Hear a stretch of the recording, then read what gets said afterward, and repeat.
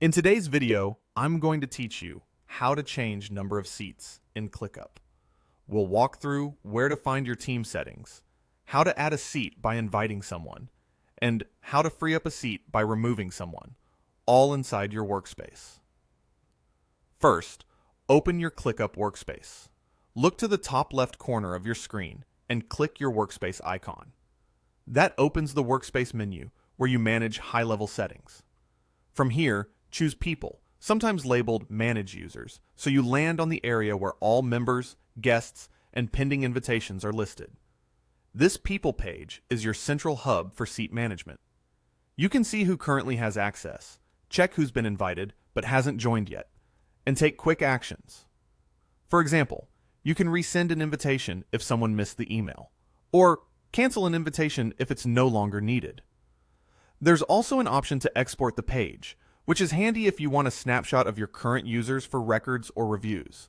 To increase the number of seats, you'll add someone to the workspace. Click Invite People. In the Invite panel, enter the person's email address and choose the appropriate role. Roles include Member, Limited Member, Guest, and Admin. As a quick guide, members have standard access to collaborate. Limited members typically have more restricted capabilities. Guests are ideal for external collaborators who only need access to specific items, and admins have broad control over settings. Once you've set the role, click Send Free Invite. The person will receive an email to join, and as soon as they accept, your active seat count goes up accordingly. To decrease the number of seats, remove someone you no longer need in the workspace.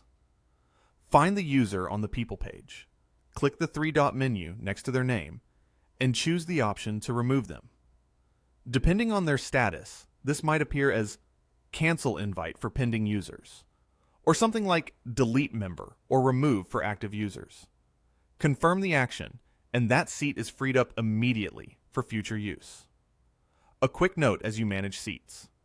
Your plan and billing are tied to the roles and number of active members, so pick roles that match what each person actually needs. Keeping pending invites tidy by canceling the ones you no longer require also helps avoid confusion. And that's it. You now know exactly how to add and remove seats in ClickUp using the People page.